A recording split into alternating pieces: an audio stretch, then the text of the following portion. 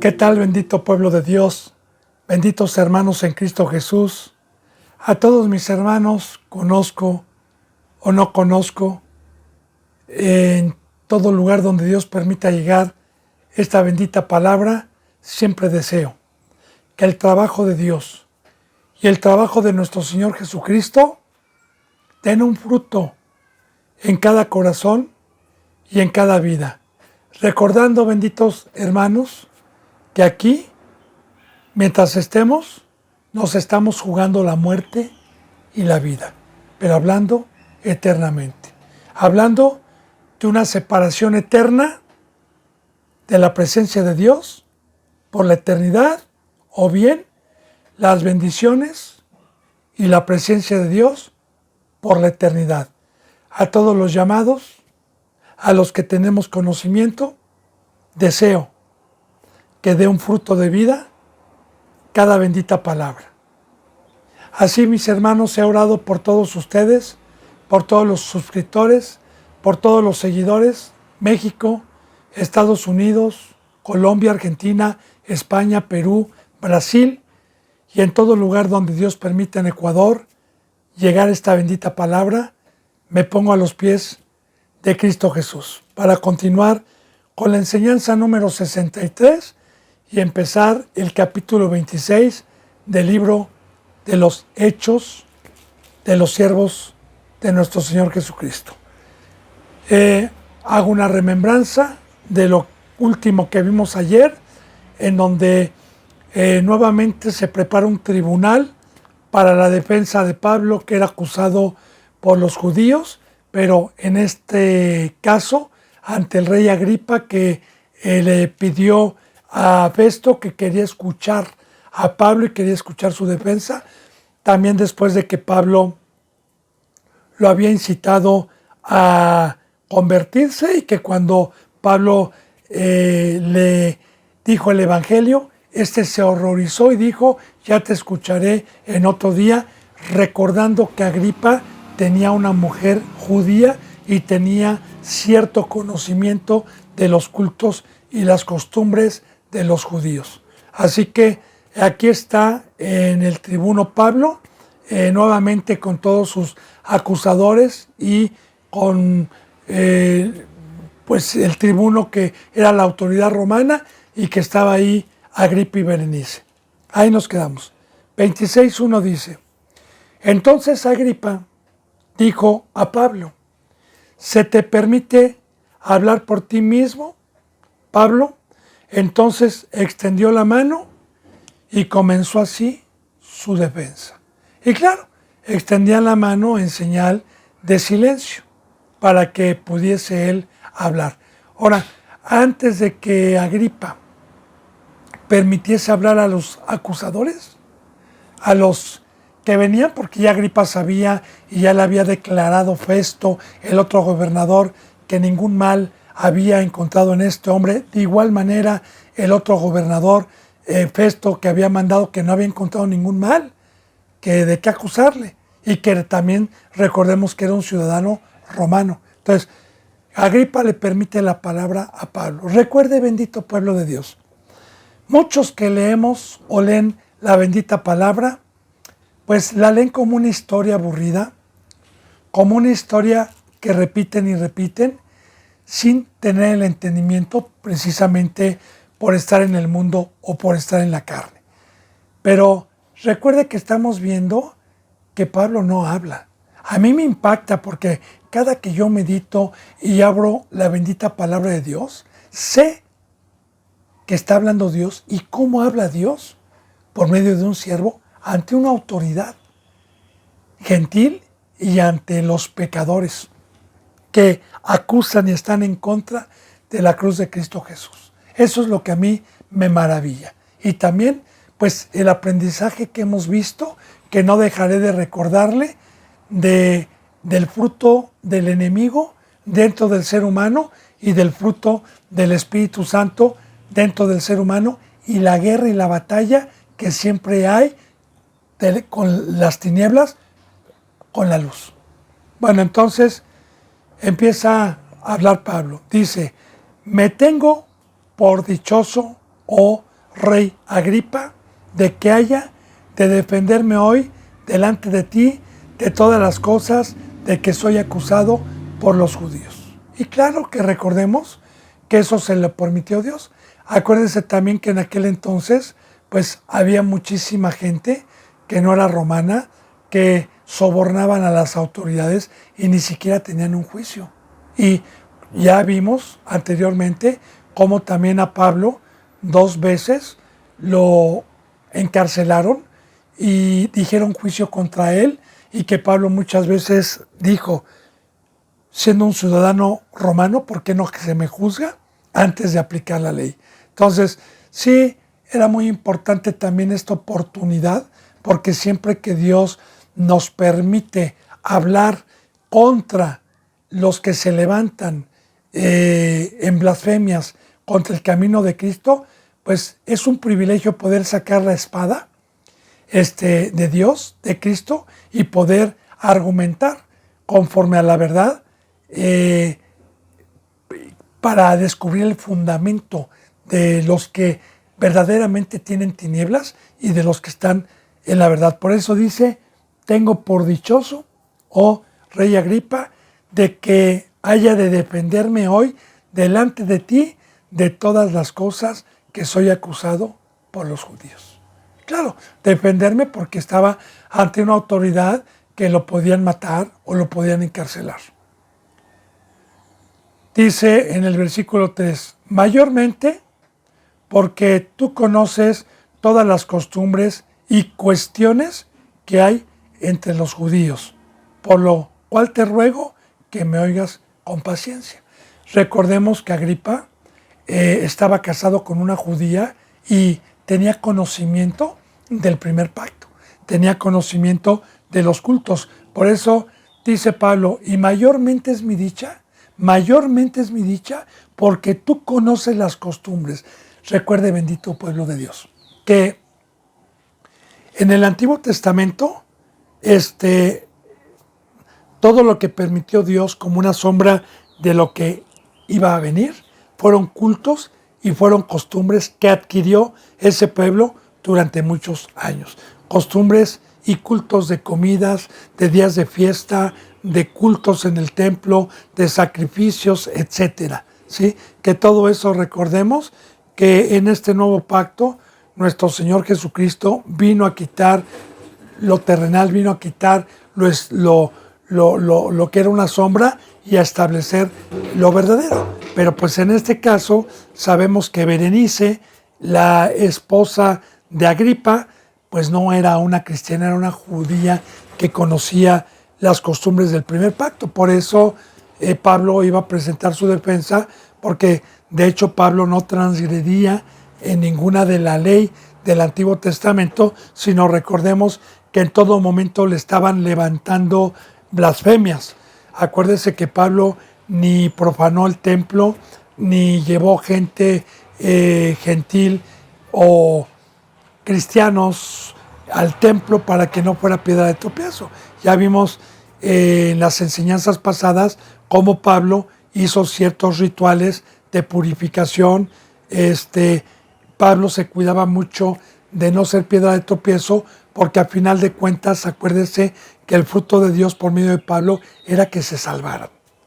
Bueno, entonces, por eso dice, mayormente me da alegría contigo, rey Agripa, porque tú conoces todas las costumbres y cuestiones y preguntas, ¿verdad?, que hay entre los judíos, por lo cual te ruego que me oigas con paciencia. Y claro que de igual manera yo le voy a decir algo muy importante, bendito hermano y bendita hermana, ¿no? Muchas ocasiones cuando blasfeman contra el camino de Cristo Jesús y alguien nos quiere pedir cuentas, no podemos enseñarle con 1 o 2 versículos, sino que tenemos que utilizar bien la palabra de Dios para dar un convencimiento por medio de razonamientos y por medio de la palabra. Sobre todo este hombre que tenía conocimiento de los cultos. Dice en el versículo 4, mi vida, pues, desde mi juventud, la cual desde el principio pasé en mi nación, en Jerusalén, la conocen todos los judíos. Nuevamente es la tercera vez o cuarta aquí en este bendito libro de los Hechos que da testimonio Pablo de quién era antes, instruido a los pies de Gamaliel, celoso en cuanto al primer pacto, celoso ante la ley mosaica y la ley que él tenía, que era perseguidor, de hecho, de la iglesia. Entonces, él empieza a declarar, ¿verdad?, frente a ellos, mi vida, pues, desde mi juventud, la cual desde el principio pasé en mi nación, en Jerusalén, que es ahí donde estaba el templo y era donde se adoraba. La conocen todos los judíos. ¿Por qué? Pues una de las cosas de las cuales se admiraron y porque Pablo estuvo en boca de todos los judíos fue porque ellos vieron a un Pablo, no a un Pedro, que ya era cristiano, y no a un Tomás, no a un Bernabé, sino a un Pablo que era celoso del primer pacto y que era perseguidor, o sea, que era de ellos, que era perseguidor de la iglesia. Entonces, es muy importante que era muy conocido porque bíblicamente, pues no se conoce que ha de haber habido otro, pero no se conoce un judío que fuera perseguidor de la iglesia y luego se convirtiera a cristiano. Sí, hubieron muchos judíos que en su momento se convirtieron, como lo vimos en la primera enseñanza de Pedro del Evangelio, cuando se convirtieron más de 3,000 judíos, pero no eran perseguidores, o sea, sí odiaban a los cristianos, sí no creían, pero vaya, no mataban, no eran perseguidores, sino era el Sanedrín y algunos. Pablo era uno de ellos, y pues luego se admiraron de... Ellos no podían comprender el poder de Dios, de cómo en un día, en 3 días, Dios lo cambió y de reino a reino o de bando a bando. Entonces, él estaba en boca y era conocido por todos los judíos. Dice, los cuales también saben que yo desde el principio, si quieren testificarlo, porque ahí estaban, conforme a la más rigurosa secta de nuestra religión, viví yo fariseo.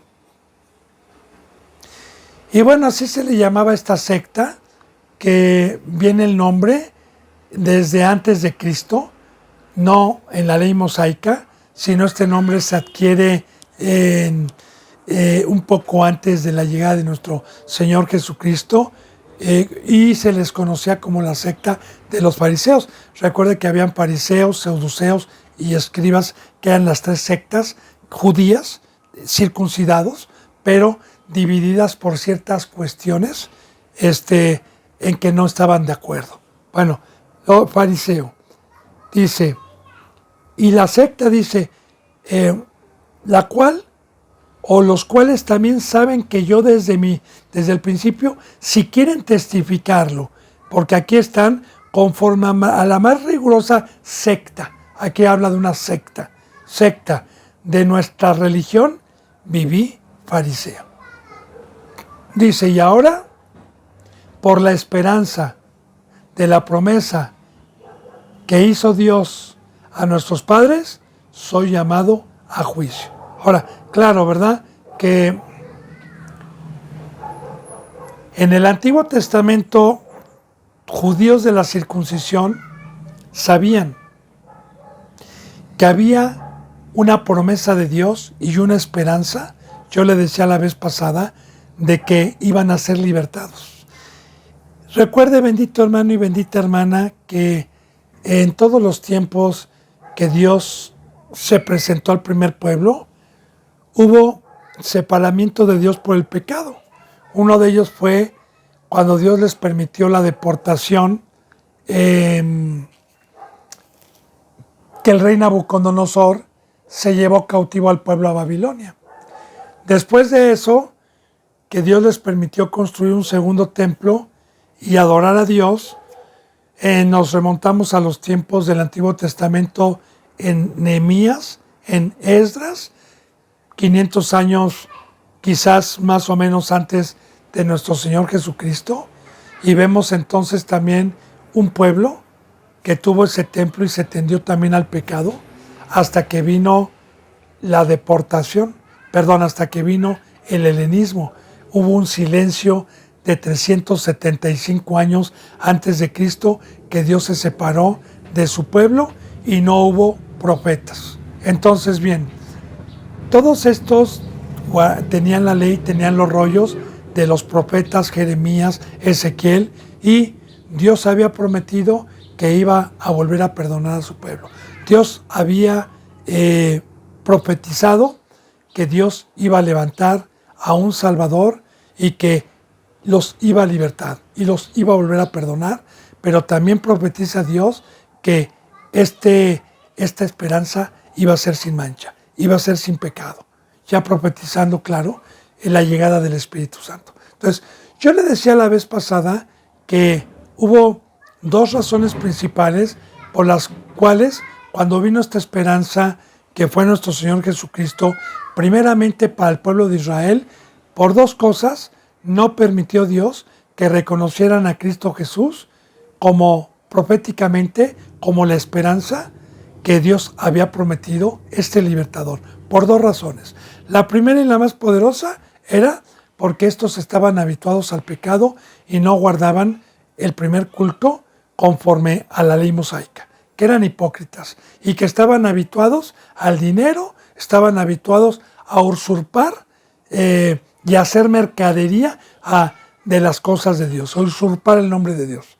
Entonces, esa es la primera razón. La segunda razón también es que por el mismo pecado y por el endurecimiento de sus corazones, el pueblo esperaba un libertador como Moisés, porque recordemos que estaban bajo el imperio de Roma, estaban bajo el imperio del César y no podían, de cierta manera, aplicar la ley de Dios totalmente, porque estaban bajo esa ley y esa ley de Roma les prohibía muchas cosas a estos. Entonces, claro que la profecía, la promesa de Dios fue una libertad espiritual, una libertad de las tinieblas, ahora ya lo sabemos, ¿verdad? Del mundo a su luz admirable. Una libertad que por medio de la cruz y por medio de Cristo Jesús nos reconcilió y nos trajo la espiritualidad que había perdido Adán y Eva, nos trajo la verdadera libertad. Pero son las dos razones por las que estos no creyeron. Ahora, por la esperanza, porque es muy importante. Por eso se me juzga por la esperanza que nosotros tenemos y ahora por la esperanza de la promesa que hizo Dios a nuestros padres. Porque en el primer tratado, al primer pueblo, vuelvo a repetir, las profecías fueron para este pueblo. Y la esperanza era Cristo Jesús. ¿Y qué predicaba Pablo? Predicaba el camino, predicaba la salvación, predicaba la libertad, predicaba la llegada del Espíritu Santo, predicaba todas estas riquezas espirituales que solamente alguien que cree se puede dar cuenta y puede dar testimonio de la grandeza y del amor de Dios. Bueno, entonces dice, por esto soy juzgado, ¿verdad? Por la esperanza. Soy llamado a juicio. Dice, promesa cuyo cumplimiento esperan que han de alcanzar nuestras 12 tribus, sirviendo constantemente a Dios de día y de noche. Por esta esperanza, oh rey Agripa, soy acusado por los judíos. Ahora, cuando dice promesa, cuyo cumplimiento esperan que han de alcanzar nuestras 12 tribus. Hago un paréntesis para poder explicar bien esto. Recordemos, benditos hermanos y benditas hermanas, que Dios no tenía pueblo. Después del diluvio hubo pecado y Dios, no había un solo hombre después del diluvio. y después de la Torre de Babel, después de que todos se desviaron de Dios, no había ninguno que conociera a Dios. Ahora bien, Dios levantó a un hombre, o llamó más bien a un hombre, llamado bíblicamente hoy el padre de la fe, que es Abraham, o Abraham el día de hoy. Abraham antes de ser llamado, que fue llamado a los 75 años de Ur de los Caldeos, junto con su esposa Sara. Y Dios le hizo una promesa, Abraham creyó, dejó su parentela, dejó toda su vida que tenía y salió por la promesa de que si él creía, su descendencia iba a ser como las estrellas del cielo y como la arena del mar. Él creyó. Hecho, fue el primer hombre que se le dio la circuncisión. Ahora bien, sabemos que Abraham fue fiel, caminó con Dios, se le dio el pacto de la circuncisión y que Abraham tuvo un hijo con su esposa que era estéril, llamado Isaac, el hijo de la promesa. Y de Isaac, que se casa con Raquel, tienen un hijo llamado Jacob y otro llamado Esaú. Jacob fue bendecido por Dios, se casa con Raquel y Lea, Isaac fue con Rebeca, ¿sí? Raquel y Lea Jacob, y de ahí, de esas dos mujeres y de sus dos concubinas, vienen 12 hijos de Jacob, claro, por los lomos de Abraham, y de esos 12 hijos, exceptuando una mujer también que fue 13, pero la mujer no la contó Dios como patriarca, de esos 12 hijos viene todo el pueblo judío de la circuncisión. O sea, viene todo el linaje de los hebreos. Y claro, cada quien sabía de qué tribu venía, ¿verdad? Por ejemplo, Pablo sabía que venía de la tribu de Benjamín.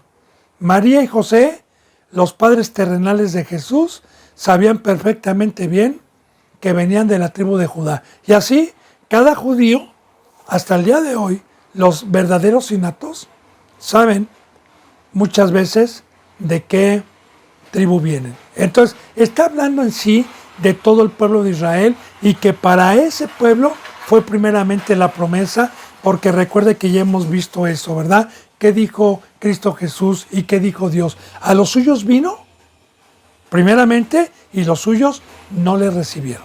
Recordemos que esta bendita esperanza, cuando Cristo Jesús vino, primeramente fue antes de que Jesús saliera a Asia, porque nunca salió Cristo Jesús a Asia en Europa, siempre estuvo en Israel predicando la palabra, fue primeramente a su pueblo, fue primeramente a los padres. Y los que guardaban el primer pacto, los que no eran hipócritas, fueron los que creyeron en Cristo Jesús. Bueno, esa es la esperanza, ¿verdad? La esperanza de que Dios iba a regresar nuevamente con ellos, porque recuerde que hubo 375 años de silencio, donde Dios no se apareció, hasta la llegada de nuestro Señor Jesucristo. Bueno, y ahora por la esperanza dice, promesa cuyo cumplimiento, que se cumplió en los tiempos de Cristo, siguen esperando estos que han de alcanzar nuestras 12 tribus. Fíjense bien. Y ahora, esta promesa también que Dios hizo proféticamente era para esto. Sirviendo constantemente a Dios de día y de noche, por esta esperanza, oh rey Agripa, soy acusado por los judíos. Ahora bien, en el primer pacto, servían a Dios el día del Shabbat. Nada más. Párale de contar. Y ya eran unas horas nada más.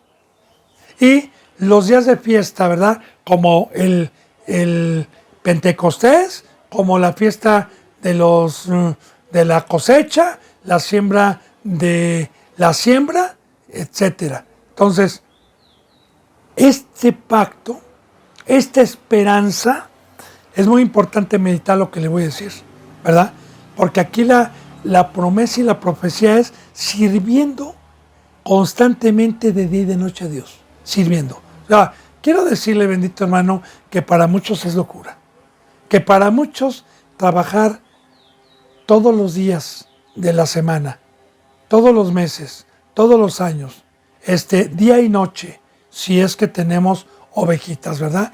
Y estamos trabajando día y noche. ¿Por qué dice Pablo que era una esperanza?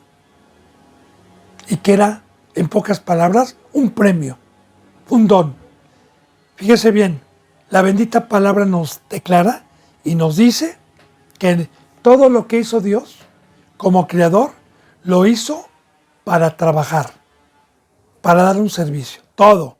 Estrellas, árboles, ríos, mar, animales, ángeles que tienen libre albedrío y humanos. Sí, todo le sirve a Dios, todo lo que tiene hálito de vida y conocimiento.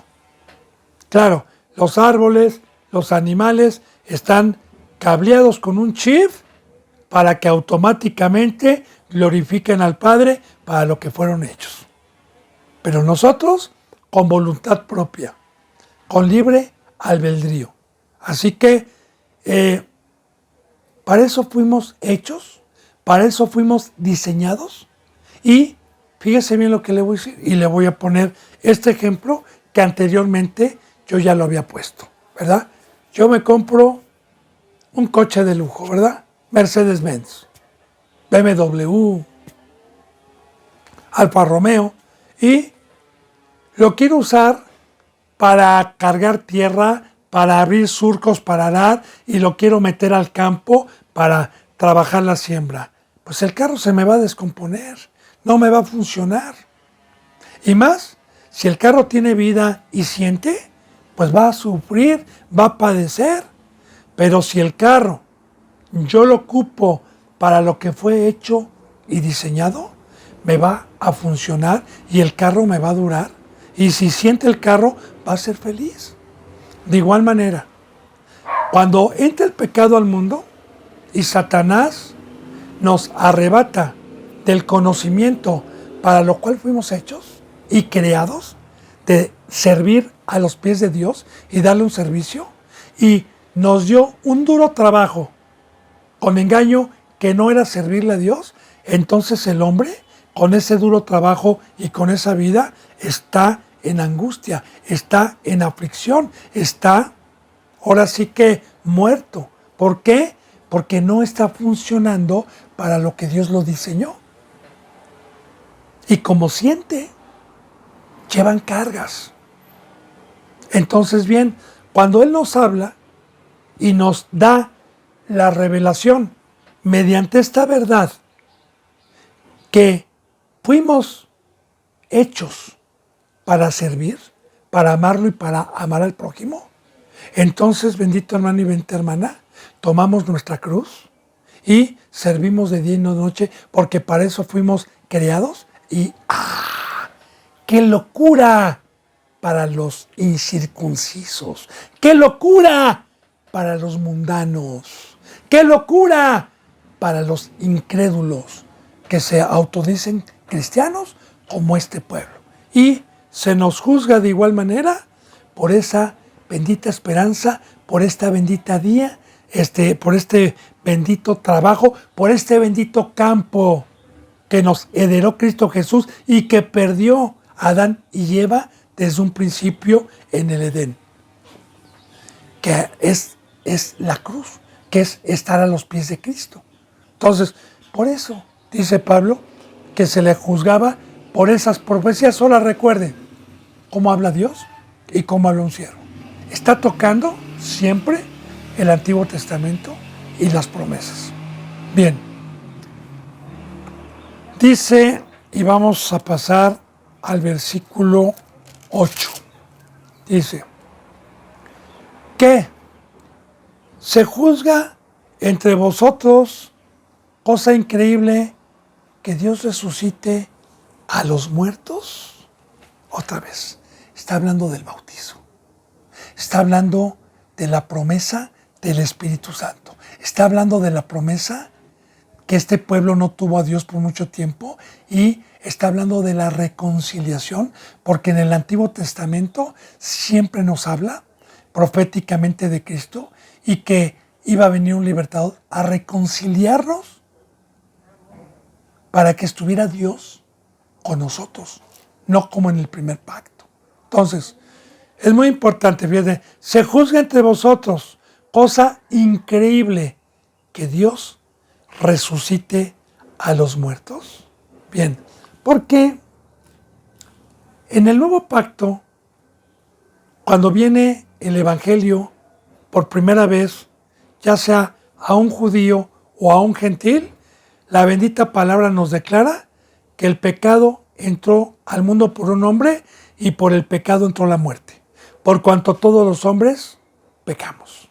Pero que Jesús dice: yo soy la resurrección, todo el que cree en mí tendrá vida y vida eterna.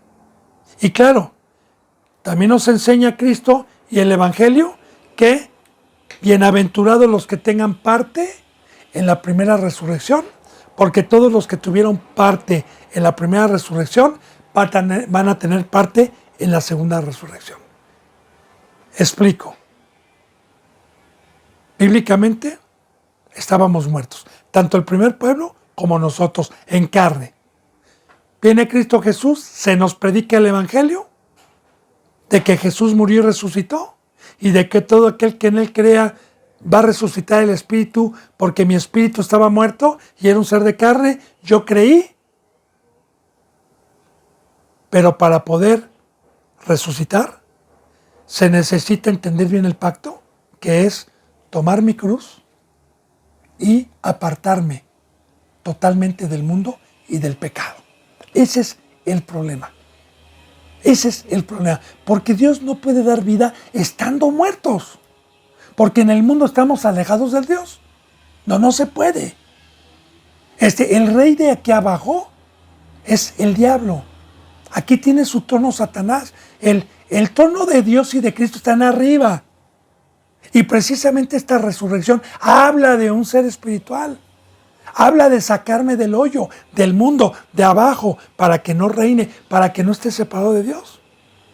Ahora, se juzga entre ustedes, cosa increíble, porque no lo creían, ¿verdad? No lo creían. Y hablando hoy, para que usted pueda entender, bendito hermano y bendita hermana, ¿qué es específicamente la resurrección que hoy los cristianos no creen? Bien, es esta, que Cristo Jesús nos viene a resucitar y en la resurrección nos hace a su imagen, nos hace seres espirituales, nos hace ángeles. Y obviamente, una persona que fue resucitada ya no en carne, sino espiritualmente, pues tiene un comportamiento totalmente diferente a los de carne.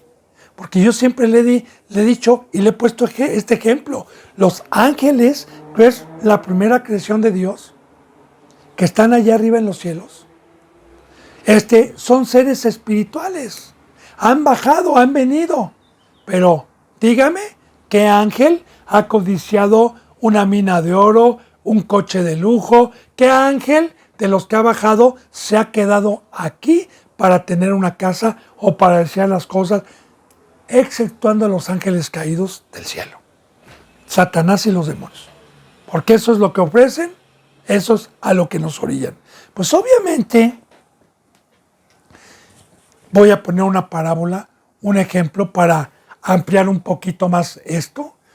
Últimamente, a nivel mundial, se está escuchando mucho de seres extraterrestres y de ovnis que han sido captados. De hecho, ayer o antier, al parecer están diciendo que un ovni se accidentó. Mire, yo no me voy a meter en temas fuera de la Biblia, pero yo como cristiano, no hay seres extraterrestres que Dios les delegue un poder para venir con los seres humanos, más que a Cristo Jesús y los ángeles que nos están cuidando. Y el Espíritu Santo. Párale de contar. De ahí no hay ninguna otra creación bíblicamente en donde Dios les permita ese poder Y si les permitiera, que no es bíblico, es para una obra, para venir a dar el evangelio. O sea, todo lo que sacan en el gobierno a nivel mundial es para distraer a la gente, es para meter otro virus, es para que se vayan cumpliendo las profecías. Es un orden mundial. Cuando quiera también una enseñanza específica bíblicamente de todo lo que está sucediendo y cómo se está manejando esto, adelante, ahí están los contactos. Entonces,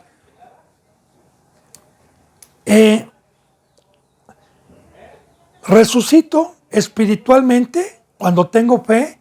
Dios me da una forma y mi comportamiento empieza a ser totalmente diferente a los de la carne.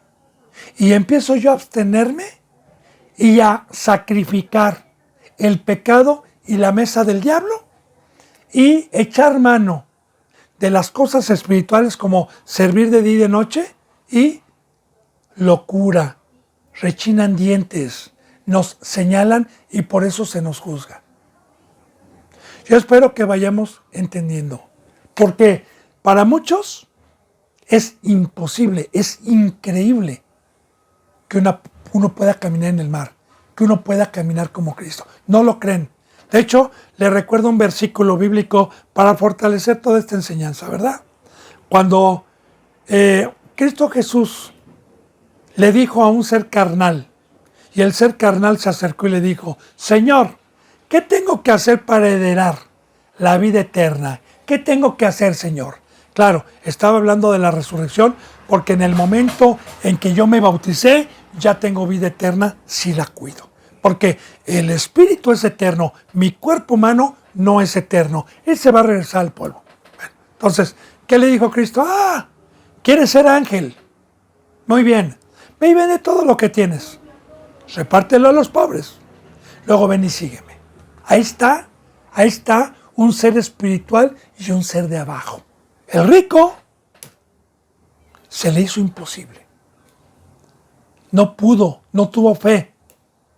¿Y qué dijo Cristo en ese momento? Es más fácil que un camello entre por el ojo de una aguja a que un rico entre al reino de los cielos. Y le dijo Pedro: Señor, ¿quién se salvará entonces? Y Jesús le dijo: lo que es imposible para el hombre es posible para Dios. Porque aquí habla de algo increíble. Increíbles que no creen. Y de igual manera, la mayoría de los que fueron llamados y entraron por la puerta del redil, ¿qué cree? Muchos se quedaron al lado del camino, otros llegaron las aves y se comieron, otros cayeron en tierra poco profunda, porque cuando llegaron y creyeron en el primer mensaje y luego, mediante la palabra, Dios les empezó a enseñar el tema de la muerte, el tema de la cruz, lo que es de Satanás, lo que es del diablo, de lo que nos debemos abstener y de lo que debemos hacer, dijeron: duro es esto, yo mejor me voy. Y no tuvieron fe. Y vuelvo a repetir, por esto juzgaban a Pablo, por esto juzgaron a Cristo. Dice en el 9 y sigue presentando su defensa. Dice: yo ciertamente había creído mi deber hacer muchas cosas contra el nombre de Jesús de Nazaret. Otra vez está dando testimonio que él, y sí, no podían señalarle mentira, porque todos los judíos, como ya les repetí, sabían perfectamente bien que Pablo se había dedicado a perseguir a los cristianos. Por eso dice: yo ciertamente había creído mi deber. Ahora, no fue por pecado. Estaba con un velo. Estaba ciego. Ya le dije, bendito hermano y bendita hermana, ¿va?, que también una de las principales maldiciones que hay para algún incrédulo es pensar que estoy haciendo bien, pensar que estoy en la verdad. Y así hoy hay muchos cristianos que profesan estar en una congregación sana, profesan estar en la verdad, pero recuerde que así como estos, no conocían el camino de la verdad, así como Pablo está dando testimonio ahí, que él pensaba que estaba haciendo bien. De igual manera, para mí es el peor castigo que Dios puede mandar a alguien que se le predique de la cruz y no crea y se aferre a un cristianismo carnal y mundano, que Dios lo deje con un espíritu de estupor, con un espíritu de mentira, y que cuando llegue Cristo Jesús le vayan a decir, Señor, Señor, y que les diga, no los conozco, hacedores de maldad. No sé quiénes son ustedes. Señor, pero nosotros en las plazas dimos palabra, expulsábamos demonios. No los conozco, hacedores de maldad. Entonces, para mí es un temor muy grande, porque también para mí está escrita la maldición o la bendición, y para todos dos, Dios no tiene un Dios de elección. Dios, tanto las maldiciones como las bendiciones, son por los hechos que cada uno haga delante de Dios, sean buenos o sean malos. Bueno, entonces dice, yo ciertamente había creído mi deber, hacer muchas cosas contra el nombre de Jesús de Nazaret. Entonces, aquí estamos viendo que Pablo pensaba que era un deber de la ley mosaica. Dice, lo cual también hice en Jerusalén. Yo encerré en cárceles a muchos santos, habiendo recibido poderes de los principales sacerdotes, y cuando los mataron, yo di mi voto. Claro. Vemos a Esteban. Entonces, ¿qué está diciendo Pablo delante del tribuno? Que él era celoso igual que estos, entre comillas, de la ley. Y va a llegar al poder y a la transformación cuando creyó en Cristo Jesús. Dice, y muchas veces castigándolos en todas las sinagogas, los forcé a blasfemar. Y, fíjate, y muchas veces castigándolos en todas las sinagogas, a los cristianos los forcé a blasfemar contra su fe, a blasfemar contra Cristo Jesús. Los obligué, y enfurecido sobremanera contra ellos, los perseguí hasta en las ciudades extranjeras. Así como también a Pablo, cuando llegaba, ya lo vimos en el libro de los Hechos, llegaba a alguna ciudad, se iba a otra y lo perseguían, ¿sí? Vimos cómo Pablo pues fue hasta Damasco, pidió cartas a los sumos sacerdotes, a los principales, para ir a Damasco. Bueno, dice en el versículo 12, ocupado en esto, iba yo a Damasco con poderes en comisión de los principales sacerdotes.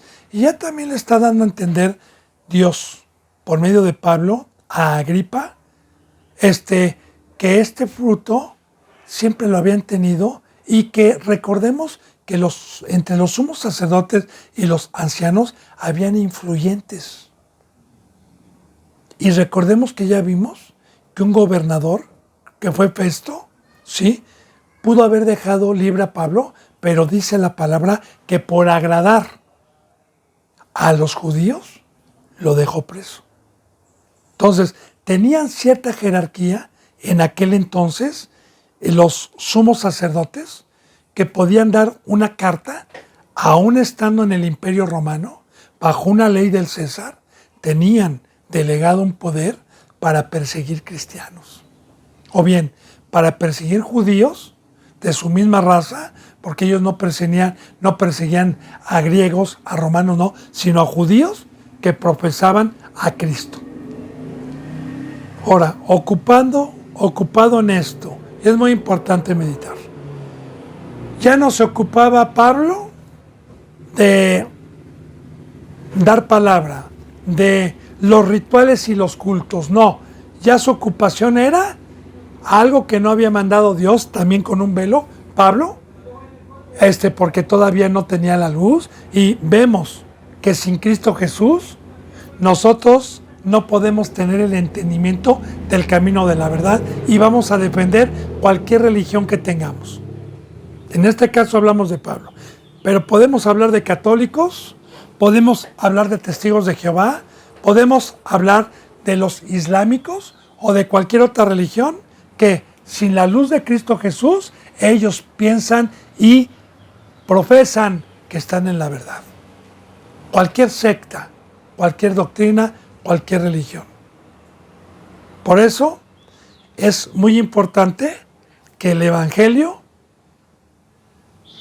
nos levanta de los muertos para poder tener conocimiento de la verdad. Ahora, también hoy, fíjese bien lo que le voy a decir, muchos que se autodicen cristianos, bueno, ya no hoy, porque hoy estamos en la apostasía, ya quedan pocos representantes verdaderos. Pero hace todavía 100 años, 150 años, cuando empezaba la apostasía y todavía habían iglesias santas, bueno, se ocupaban estos de perseguir a los que predicaban la cruz, a los que predicaban el verdadero camino, a los que predicaban la esperanza. Y los poquitos que hoy tenemos, claro, estamos rodeados por apóstatas que cuando identifican una doctrina verdadera, de igual manera están en contra, porque estamos viendo el fruto del enemigo, la guerra que hay de la mentira contra la verdad.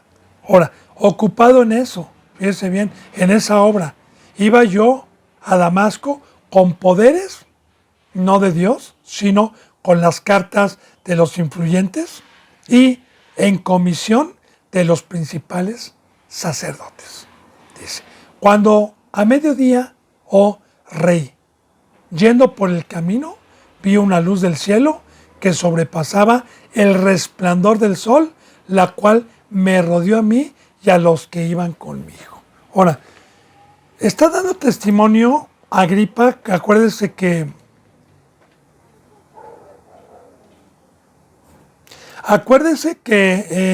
está hablando con alguien que tenía una esposa judía y que conocía las costumbres y los cultos del Antiguo Testamento, pero también en esta época que Pablo vivió, se escuchaba por todos lados Jesús de Nazaret y el conflicto que había entre ese pueblo y cristianos. Ya se conocía, o sea, Cristo Jesús ya tenía ya su vida y su nombre era conocido en muchas partes, no nada más con los judíos, sino en muchas partes ya de Asia, de Europa, se había extendido. Jesús ya era conocido. Ahora, dice aquí, cuando a mediodía, oh rey, yendo por el camino, vi una luz del cielo que sobrepasaba el resplandor del sol. Bueno, ahora sí que voy a detenerme un poquito para poder meditar en estas enseñanzas que nos deja Dios. ¿Y qué enseñanza hay aquí tan más grande? Bueno, desde Génesis nos habla Dios cuando en 6 días hizo el planeta Tierra, en un día que hizo también las estrellas, el lucero menor, que es la luna, así lo dice en Génesis, y el lucero mayor. El lucero mayor para que señoríe de día y el lucero menor para que señoríe de noche junto con las estrellas. Entonces, claro que la luz del sol, bendito hermano y bendita hermana, ilumina a los países en donde el planeta Tierra pues va girando y nos llega el amanecer y todo el día tenemos luz, podemos ver perfectamente bien a una distancia, a los que tienen buena vista, hasta de 1 kilómetro en línea recta.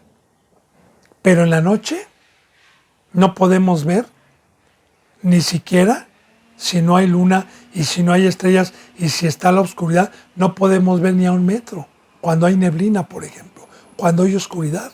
Entonces, ¿qué está representando aquí? Que claro que nosotros estábamos muertos, estábamos ciegos, estábamos en tinieblas y que Jesús cuando vino dijo, yo soy la luz que vino a alumbrar. El que cree en mí no andará en tinieblas. Entonces, ¿qué nos muestra? Que esta luz es superior.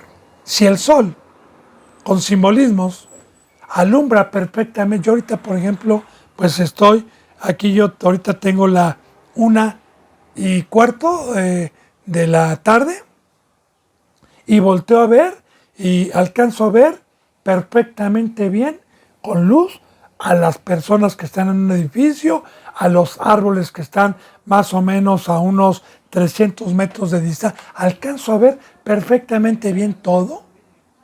Y si me subo más arriba, alcanzo a ver hasta, bueno, yo alcanzo a ver, aquí estoy en la Ciudad de México, alcanzo a ver al Popocatépetl y al Ixtla, que están más o menos como a unos 60 kilómetros de aquí, de donde más o menos, no le digo, 50 kilómetros. Los alcanzo a ver. Ahora, ¿qué nos dice? Que la luz de Cristo nos hace ver y nos resplandece para poder ver las cosas que los seres humanos no pueden ver, las cosas de arriba, las cosas celestiales, el camino que nos ha dejado Dios.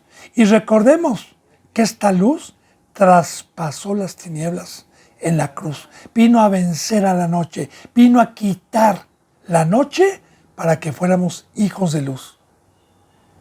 Recuerde que también la palabra de Dios nos dice en Mateo que una luz no se prende para esconderla. Entonces, ese es el resplandor, todo con simbolismos más fuertes que el sol. También ya profetizando esta bendita luz, cuando Moisés sube por los mandamientos de Dios y duró 40 días, cuando bajó, tuvo que bajar con un velo, porque dice la palabra que su rostro resplandecía como el sol y que nadie le podía mantener su mirada así, como el sol. El sol cuando está en su pleno apogeo, usted no se le puede quedar viendo un minuto, porque lo cega. Entonces, también sin santidad, nadie puede ver esta luz. Todo con simbolismos. Ahora, un resplandor de sol, la cual me rodeó a mí y a los que iban conmigo. La luz es Cristo, recuerde. Y habiendo caído todos nosotros en tierra, oí una voz que me hablaba y decía en lengua hebrea, Saulo, Saulo, ¿por qué me persigues?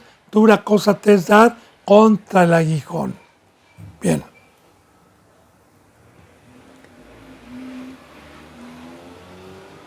La vez pasada, que también ya había Pablo dado testimonio igualmente con estos versículos, que es la tercera vez, yo ya me había detenido a explicar todo el simbolismo que hay aquí, pero hago un breve resumen nuevamente, ¿verdad? Dice, y habiendo caído todos nosotros a tierra. Bien, en la presencia de Cristo Jesús, la palabra caer es que el nombre que le ha dado Dios a su Hijo Jesús es Rey de Reyes, Señor de Señores, y que toda rodilla se doblará en su presencia. Porque de igual manera, cuando Cristo Jesús traiga el juicio, primeramente el juicio empieza por su casa, sean impíos o sean santos, empieza por su casa. Todos, tanto impíos como santos, van a estar arrodillados delante de Dios. Entonces, también el simbolismo. Muy importante decirle esto. Bendito hermano y bendita hermana. Antes que yo fuera cristiano, pues yo me sentía lo que me enseñaba la sabiduría de este mundo, ¿verdad? Tú vales, tú puedes. Si el presidente es presidente, tú también lo puedes hacer. Si el Canelo es campeón, tú también lo puedes hacer.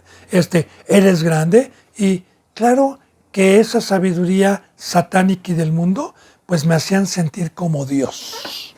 Me hacían sentir intocable. Me hacían sentir invencible. Pero cuando se me apareció mediante el Evangelio, Dios, Cristo y esta bendita luz, me humillaron y caí. O sea, caer, porque así me llamó Dios. Me llamó por medio de una humillación. Y me tuvo, como dicen aquí en México, me tuvo que aterrizar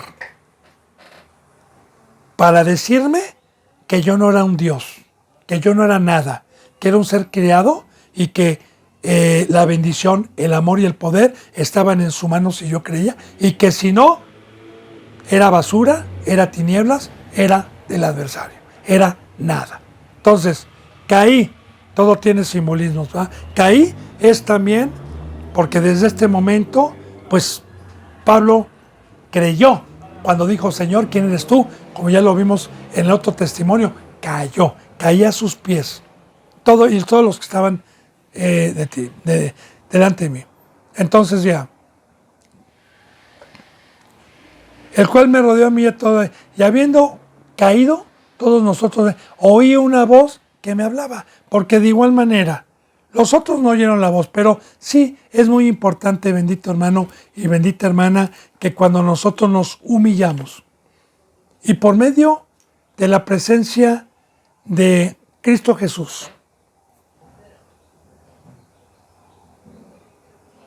me tocó el corazón para tomar mi cruz, entonces pude entrar por la puerta del redil y escuchar su voz. De otra manera, no se escucha la voz del Señor. Dice,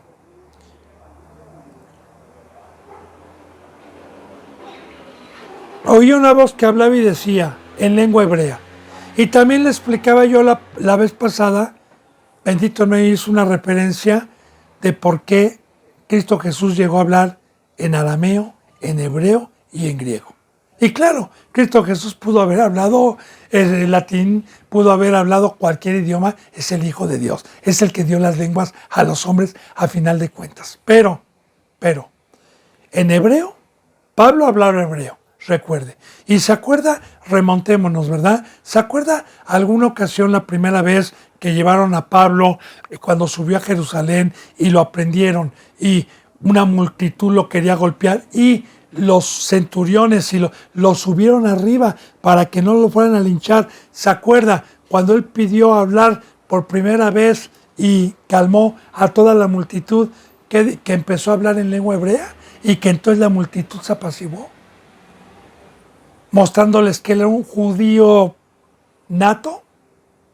De igual manera con Pablo, ¿verdad? Porque el que hablaba hebreo palio, que ya le expliqué que en los tiempos de Jesús era muy raro el que ya hablara el hebreo, ya generalmente hablaban el griego, la mayoría de los judíos. Solamente los que estudiaban mucho las escrituras en el arameo, en hebreo palio, sabían bien el hebreo. Entonces, muy importante por qué Jesús le habla en hebreo, porque Pablo hablaba y dominaba otras lenguas perfectamente bien. Entonces, en hebreo, Saulo, Saulo, ¿por qué me persigues? Dura cosa te es dar coces contra el aguijón. Sí, muy importante también meditar en esto, ¿no? Porque, mire, un aguijón lo tiene un animal, es en donde inyectan el veneno. Puede ser una avispa, una abeja, puede ser un alacrán que tienen un aguijón, así se les llama, que generalmente hay animales venenosos que tienen un aguijón donde inyectan veneno. Entonces, claro que yo me encuentro con un animal venenoso y veo su aguijón y pues yo me alejo, no le meto la mano y me meto al fuego. Así dice la bendita palabra para poder entender esto. Que Dios mandó a la piedra principal, la piedra que Él puso, la cual desecharon el primer pueblo y que se volvió piedra de tropiezo. Eso es dar contra el aguijón. Estar peleando contra Cristo y contra Dios. Mire, yo, gracias a Dios, hoy tengo lucha y tengo pelea, pero tengo pelea con un ser poderoso para los mundanos, pero débil para mí que tengo a Cristo y tengo a Dios. Y no me ha podido vencer, ni me vencerá. Claro, mientras yo no peque. Entonces, pero que se me salga el espíritu y ir en contra de Cristo, no hay poder, ni satánico, ni poder humano, que pueda vencer a Cristo o pueda vencer a Dios contra lo que Él vino a establecer, que es el Evangelio, que es dar la luz, que es ir a todo el mundo a explayar la bendita palabra. Entonces, sí es muy importante, ¿verdad? Dura cosa te es dar cosas contra el aguijón, como diciéndote, rey contra rey, papito, el otro es débil, yo soy fuerte.